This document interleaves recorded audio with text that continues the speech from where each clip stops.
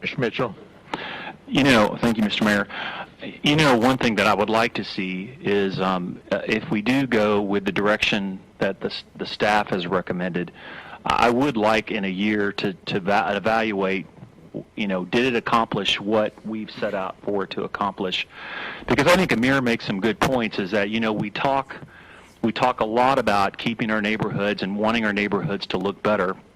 I think that this, at this point, strikes a good compromise for now, but I reserve the right to say in maybe a year, we maybe look at something like this, because, there are different ways to approach this. Perhaps one suggestion might be, is that as a compromise or just as another option, is that if someone fails, it's $150. I would actually propose that if they don't get 85, then we actually maybe double the cost of the reinspection. Something like that, because I think that the only way that you get owners' attention is in their pocketbook, particularly if they're out of state or out of city, because they really don't have the ownership that we have here. So, I think that if we don't go to something like what Amir has suggested, which I think has some merit, I think that at a minimum for this year, if we do go forward with the staff the staff recommendations, I would support perhaps doubling the cost of the reinspection. I remember when we did this with the apartment inspections, we actually charged less if they failed it. Now, when we go out, it's more. So I feel like we need to be consistent. If we're charging more for re-inspections on apartments, I think we should also charge more for re-inspections on homes. The only way that we're going to be able to turn this around is to really hit people in their pocketbooks if there are truly issues. And if they're failing below an 85 or below an 85, then I think that we should look at increasing the fee for the second inspection or subsequent inspections. Any takers on that? Well, first of all, I did not say that I agreed with the staff's recommendation, which I do agree. But one of the things too is after one or two inspections, we're issuing citations then too, are we not? And yes, sir. And so a lot of those are being cited and are going in front of Judge Noah for, so that is hitting them right square in the pocketbook, isn't it not? Right. I think that's a really good point. That it's kind of it's an underlined point. It's a very good point. The annual inspection, the annual inspection is going to occur upon a change of occupancy. So if I change occupancy now and have my inspection within 30 days, and I don't change an occupancy for 3 years, the same process that we have gone through on the code enforcement front, we're going to go through. And if you don't mow your grass after we send you a letter in 7 days, then we mow it and we put a lien on your property for $235 or so. If you have a broken window and you don't replace it after 15 days, we write you a citation, and then you go to the court and it's disposed of there. So the fact that the annual inspection will only take place upon change of occupancy doesn't mean that we aren't going to continue to do what we've done. Since the program has been implemented back in 2002, we've continued to identify exterior violations and to address those violations on rental properties. As a matter of fact, we've got more violations on the exterior of rental properties during that time than we do on the interior. So it's not a matter of you're not going to get those violations addressed just because you're not doing an annual inspection or you don't have that annual. It's going to go through the same process that we've always gone through. Ms. Solomon. Okay. I get what you're saying, Councilman Omar, that we've got to improve the overall. I like what Councilman Mitchell was saying, that about the we are going to be charging a reinspection fee, which we're not doing now, which is going to be a punitive measure to some extent. What would you? I'm not going to relinquish on my $75 because I think we've got to get that in there. But I would be willing to hear some more about what you would think is a way that we could foster an improvement to the neighborhood. I'm having difficulty trying to understand where the program does that. Right now, I think it's doing a pretty good job. I really do. I think we are, I think that as a result of our inspections and our knowledge of where the owners are, because I'm particularly concerned about the ones out of town. The ones in town, I would bet, we all know some people that own properties and they live here. They take pride in their properties because they have to see us at church and at Rotary and at Kiwanis and wherever, and so they know us and they know our neighborhood. But the ones who live in California or in Rowlett or somewhere else, they're not too concerned about what's happening in Richardson. And those are the ones that I'm really concerned about. And I'm having trouble just trying to understand how we would motivate those particular people to make the improvement over and above what we've done here. And if we can do something there, then I'm open-minded and listen to it. So, I think you have to factor in the violations. Maczka. That's the deal. Yeah, well, and I'm kind of in there with Mr. Solomon here on this one. So we only inspect when there's a change of occupancy. So that $75 isn't going to be an annual fee for that owner. It's only if they change.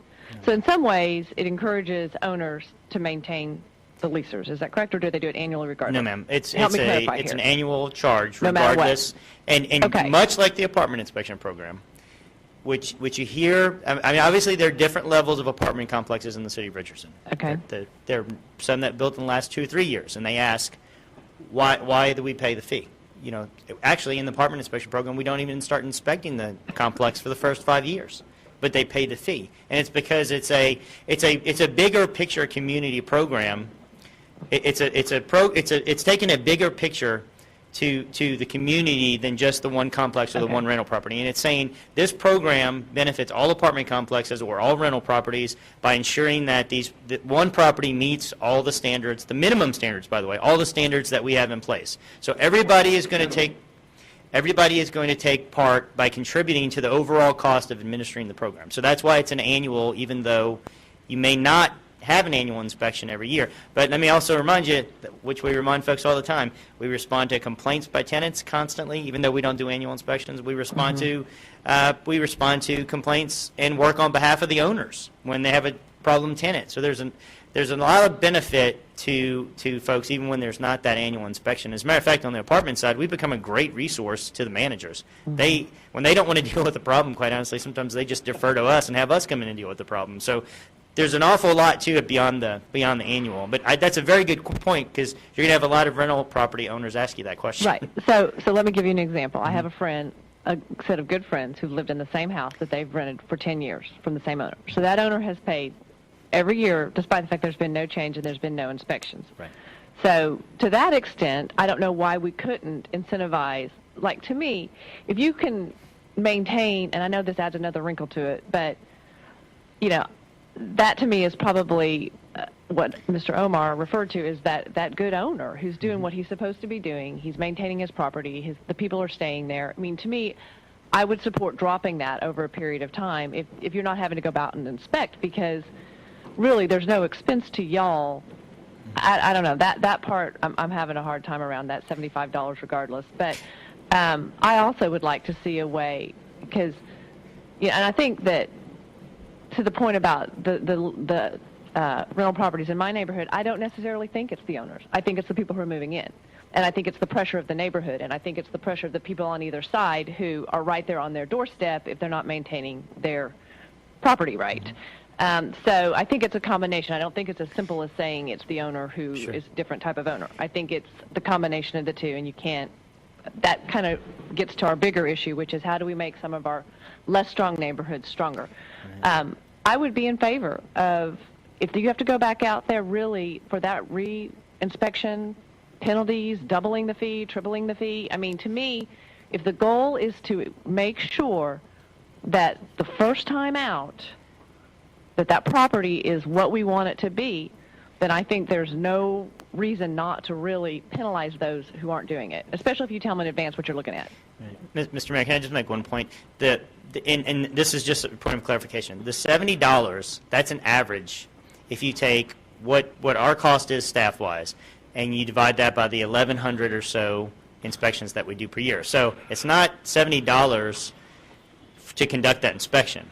Okay? It's $70 times $2,500, and then you divide that by $1,100. It's everybody putting it together. If we only charge, or if you want to recoup the cost associated with conducting that one inspection and all the follow-up enforcement action, it's going to be much higher than saying all 2,500 property owners share in the burden of this program or share in the funding of this program. Right. Exactly. So that's a good clarification point. Yes, ma'am. Because it's an important distinction. Because if we're just going to charge those $1,100 per year, and you want to recuperate the cost associated with this program, it's going to be much higher per inspection. So that leads to Mr. Omar's point that in some ways we're penalizing the good owners because they're paying. That's okay. Regardless. I mean, we do that in everything. Yeah. Okay. You know? I'm just making a point. I'm just clarifying here what we're saying. I mean, they're still paying for the library. Right. You know, we penalize. I never have used the, police never have come out and investigate anything at my house. So, we still pay for them. So, I mean, we've got to share that across the board. I don't disagree with that. I hear what you're saying. I just Mr. want Hartley? clarification. Don, back to the fines. It's, in our water stage and stuff, we hit them pretty hard after that third fine. Do we have a Yes. Thank you. step program for what we're doing in the... Yes, sir. Okay. I've been waiting for this question. So the goal on the one hand is to make sure that somebody has a safe habitat, the building is safe, everything is safe within the walls. The goal on the other hand is to make sure that the exterior maintenance of the property does not negatively affect the homes on the side, the block, and the community. We have a pretty effective strategy for dealing with that. If the city council wants to make that even more strict, or if they want to make the consequences even more severe, we have a set of standard enforcement policies and procedures that we follow. Those are exactly that. If you want to say, now, I think it would be very difficult though to distinguish between a rental property and a single-family home to do this. I don't know how you would draw that distinction. But if you want to say you get 7 days to mow your grass, and the next time you do it, we're just going to come mow your grass for you and put a lien on your home. There's no reason we can't enforce the ordinance like that. We've got the power to do that. The difference is that's got to be done universally. So you do have, via procedures, via the standard enforcement procedures, you have the power to significantly reduce the number of times somebody is going to do something. You've got the power to increase the consequence associated with noncompliance. To do that right now. Because there are a lot of regular homes, not rental homes, that could be in the same... Absolutely. And I want to, Mr. Kifler, if it's okay, I want to, going back to your point, we had 23,000 code violations in residential neighborhoods, okay? And we just saw that of those, if you look at the total number, it was about 9%, almost consistent with what the number of properties is. About 9% of those 23,000 were associated with rental properties. 800 of them had no violations. So it's a very similar percentage when you look at the total, and I think the point about the workload and the proportionate work associated with rental properties is a very good one to make. Mr. Omar, so a couple things. I go back to what in any of this, and this is a council question, what in any of this are we doing that's going to change the thing that we hear over and over again from people that are in neighborhoods that happen to have, more than the average renters in their neighborhood. And I would submit that there's really nothing we're doing different on the issues that we get from those neighbors, which is, they don't cut their grass or what have you. And there's other issues than just grass, but that's the most noticeable one. Don, just to clarify, when someone, let's say, has 4, 5, 6, let's say even 7, the second they get that letter, they go out and they cut their grass. How much of a penalty do they pay in those situations? Well, I mean, that's not as straightforward a question as you might think. I will take your example of high grass and weeds. High grass and weeds, the first violation of the year, you get a 7-day notice. Now, this is established by City Council. You get a 7-day notice. If you don't correct it, you get a follow-up 5-day notice. If you don't correct it, we mow the grass and put a lien on your property. And the second violation of that year, we send you an annual inspection or an annual notice, which means that you have 7 days to mow it, but every time after that, we do not have to notify you. We can simply mow your property and put a lien on it. That's authorized by the state of Texas in their nuisance chapter. So if you don't mow your grass 3 times within, say, the first 6 months of the year, by the third time, we're not even telling you anymore. We're just mowing your grass and putting a lien on your property to recuperate the cost of doing that. So now we can also, and we do when it's an ongoing violation, we can do that and then write a citation as well. So we can do it as a criminal offense, and then we can take the abatement action ourselves. It's different for every violation. Some authorized by the state, graffiti, for instance, we have to follow in high grass and weeds or junk vehicle. If it's something that's regulated by the state, and we've essentially just adopted the state code in our local ordinance, we have to follow that very specifically. Property standards is completely up to the discretion of policymakers. If you broken windows, peeling paint, overgrown vegetation, trimming trees over sidewalks or trimming trees around the house, all of that is at the discretion of the policymakers. You said earlier that there was a certain number of fines that went to the courts. How many was that again in the year? Like 100 or 200, something like that? I'm sorry, a certain number. Fines. A number of these citations? Fines? Yeah. Yes, sir. Last year, I'm going to plus or minus a couple here, but it was about 1,500 just in single-family residential neighborhoods. It was another about 800 in apartment complexes, and then probably about 100 in commercial. And those went to court. All of those went to court. Do you have any sense for how many of those were the renters? Wait. I don't. In the single, and I guess here's what I'm asking: do you believe that there were 480 or more that went to Judge Noah's court out of the renters? No, sir. Okay. Because many of those we would have just taken the abatement action. It's rare to if you abate the violation and then you go to court and it's moot. If it's not an ongoing, continuing violation and you can't present that, it's gonna be questioned why you're abating it and bringing a moot point before the court. So a lot of those we would have taken the action and not cited it. So it's almost thinking of the two as either or sometimes. It's either you do this one or you do this one. If you do both and it's not an extenuating, continuing, ongoing violation, it's not going to be viewed very positively by the court. All right. I was just going to say one thing, which is the 480 homes there that I keep kind of pointing to with the 4 violations or more. I mean, if you think about it, I think we've got 50 neighborhood associations roughly. So, you could, if you did want to scatter them around the city, which unfortunately they're not evenly distributed, or maybe fortunately, depending on what neighborhood you live in. But the bottom line is that's 10 homes per neighborhood that 4 different times in 1 year they had to be asked to go do something. And in some cases, to your tall grass point, the grass went all the way up to 12 inches, then they had to wait a week, and then another 5 days. And during that time, maybe you or one of your neighbors is trying to sell your house, and right across the street you've got someone, growing hay. And so it's just, it's something we've got to consider. And again, I keep going back to what we're doing today. And the reason why we did this as a separate item versus just ratifying it during our budget was because we wanted to look at this in a little bit more holistic and maybe consider changing things. And so my question to the rest of the council is, what are we doing different to minimize the effect that it's having on neighborhood property values? Now, Don, that 480, that's not, you didn't go back to those houses 4 times. There was 4 violations on one visit, right? No, sir. It could have been. It could have been all at once. It could have been 4 at one time. Either or. It could be, but what's the most likely? It's hard to I say. think it'd be most likely to be 4 at one time. I'm thinking 4 at one. Rather than going back 4 different times. 4 at one time? No, I think it's probably a blending. I think it's a blending. An average of 2. Yeah. I mean, if Mr. Omar, if the property you're describing would probably be down somewhere around the bottom, and my guess is that we will get multiple things when we go back. I mean, it's going to be strewn litter and high grass, or it's going to be storage and high grass. If the types of properties you're describing are going to tend to have more than one violation at a time.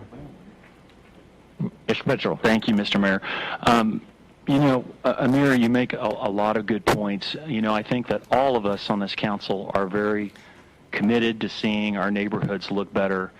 And certainly in some of these neighborhoods where the rental properties are 25%, there is no doubt that when you drive through there, you can tell that that is a rental property neighborhood, without a doubt. I think the thing that I struggle with here, and let me, before I go further, is, Dawn, can you please tell me on apartment inspections, when an apartment complex fails, when you go out for a reinspection, what is the cost for that? Because I know it continues to go up, because before it used to go down, but now it goes up.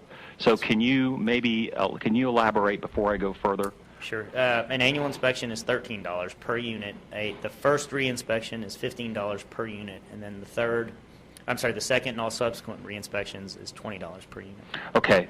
So to me, I think that at a minimum, I personally feel like this council should look at, if they do fail their inspection, to be consistent, I would support increasing for the second reinspection, a third reinspection.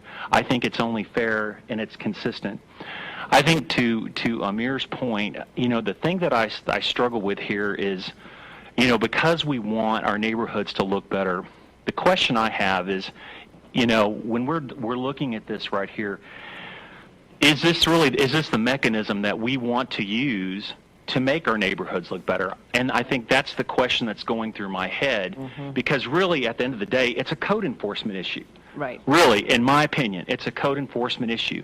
If the grass is too high, if the trash is put out early, the BABIC is out there and they didn't call, I mean, these are things that are code enforcement issues that your staff should be looking at. And I think you raise a good point when you say it's really us as a council, as a policy-making body, to determine, do we want to make changes to that to make it stricter? Now, just across the board, I'm not saying we should or we shouldn't, but I'm not convinced that this right here is the mechanism that will produce better-looking neighborhoods. We all want that, but I'm just not sure that in the end this will do it. It might. Now, in a year, if we do go with staff recommendations, we may find that, after 4 violations, we may want to make that higher, and then those who don't have any make it less. But I think that right now, I feel like that this is a code enforcement issue, and if we are continuing to have these issues, then we need to provide your team with the resources they need to be able to do it on an ongoing basis. And I'm not just talking about rental properties, I'm talking about across the board. So that's why I'm struggling, because I really feel like this recommendation is probably correct, the direction we want to go, but I'm just not convinced that this mechanism will accomplish what we want, because I think that it's a code enforcement issue, and if we need to provide you with what you need to be able to do that. I think it's a blending. If we're holding an owner via the annual inspection upon using the occupancy as a trigger, if we're holding them to a high standard internally, and continuing on our external and holding them to a high standard as we've done, I think it's a blending of the two to start changing behavior over time. Now, tenants, that's a more difficult thing. I mean, obviously they turn more, but in terms of the owner, I think with a lot of the education that we've done in the past on the coding side, I mean, we didn't have the desired impact in the apartments overnight. It did take a little bit of time to start working with the managers. I mean, we nurtured the relationships with the managers.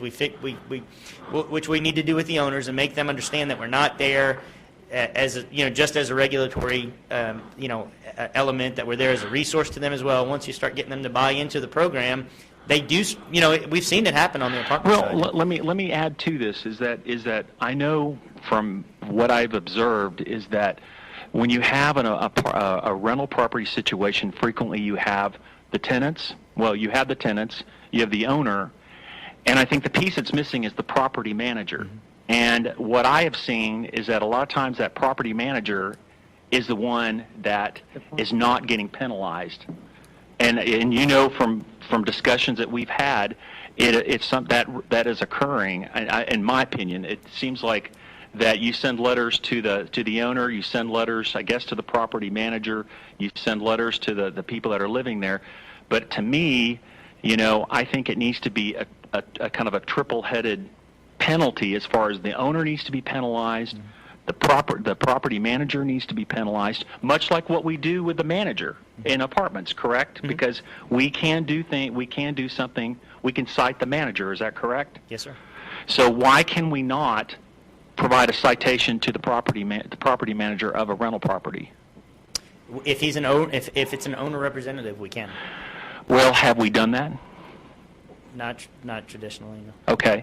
To me, because those guys are the ones that are renting the property, they're the ones that are maintaining it, and I guarantee you, if you start hitting the property managers, they're going to say, we don't want to do business with this. And so to me, I think you need to be hitting the property managers, the owners, and the tenants.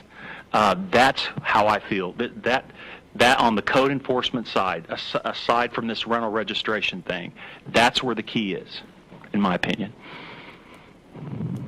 Other thoughts? Okay, in my opinion, the rental registration program has been a big success in the city of Richardson.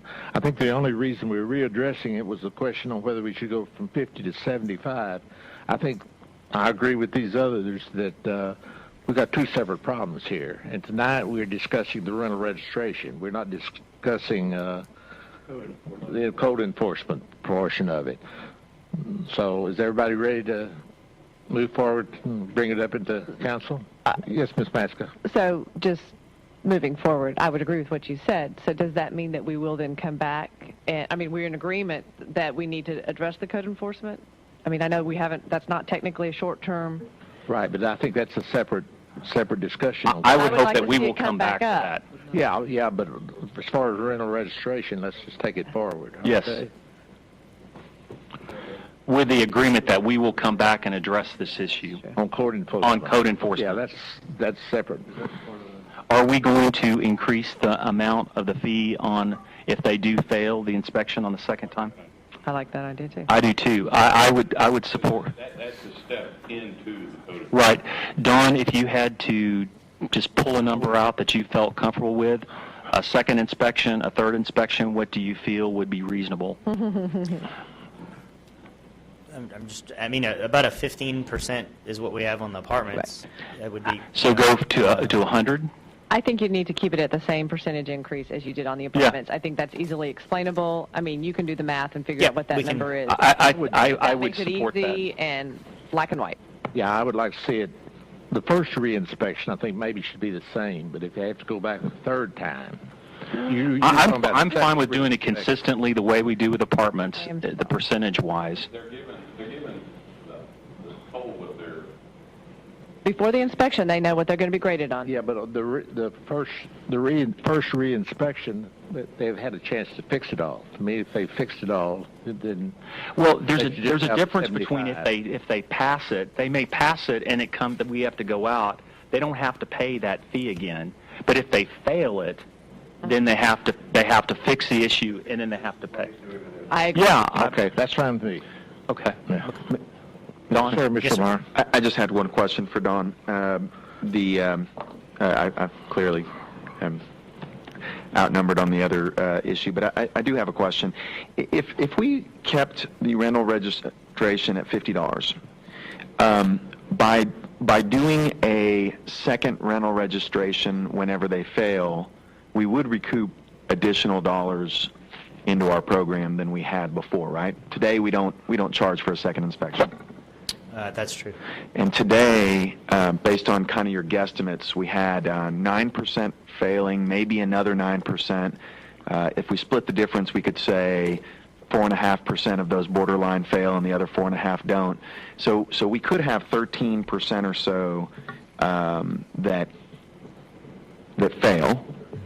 And at 13%, picking up another $50, we'd be picking up another $25,000 in rental registration, and that assumes that we don't go a third time or a fourth time. So I wonder whether or not, if the point of this is to recoup, but a bare minimum, we just kept it at 50, but we did charge that second time another 50, so as to. It would be closer to about $7,000. If we were looking at 14% of 2,500. no, sorry, it would be 14% of 1,100 Why 1,100? because that's on average. That's about. Oh, that's how many you're inspecting. Right, Okay, I apologize. Right. Yeah. Okay, fair enough. I guess what I'm trying to do is see whether or not we're recouping some of our dollars by just charging for reinspection and keeping it at the 50. But I guess what I'm hearing is it doesn't recoup all the dollars. It'd be about 8,000. Just the cost of putting it on the books, keep it there for a year. Oh, okay. No, what I was, it's okay, Mr. Solomon. I'm Okay, Mr. Mitchell, I'm good. Well, you know, it I'm going to actually, explain it to you, but since you weren't listening the first time, I don't know why I should explain it the second time, so I'll turn off my mic now. Don, in relation to what we've talked about as far as if they fail on the, if they have a reinspection because they have failed in the second time, the third time, you know, you'd mentioned 15%, whatever. Now, you have to back up is that when you go to apartments, you know, it's by unit, so actually it's not like just, I mean, it really is significantly more. Sure. Whereas if you just say $75 times 1.15, Right. that's only, you know, $87. That to me is really not as much as where, say you had an apartment complex that was 150 units, and you know you inspected it the first time, and then say it fails, then what would be the cost the second time roughly? Well, it'd be 15 times the number of units. So let's see. You say 150 units? Yeah.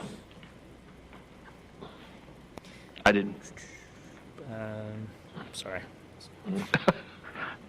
You never know when you're done. $2,250. Okay, and then from what would be the delta? You know, the next time you had to get it re-inspected. $3,000, so about $750. See, that's what I'm saying is that it goes up about $750. So to me, you know, to go from $75 to $87 is really not very much. You know, I would propose that we go from 75 to 100, and then maybe from 100 to 125, something like that. Because I ran the number here, and it was like $86. I mean, what do you guys think? Okay, I'm good. Just throwing that out.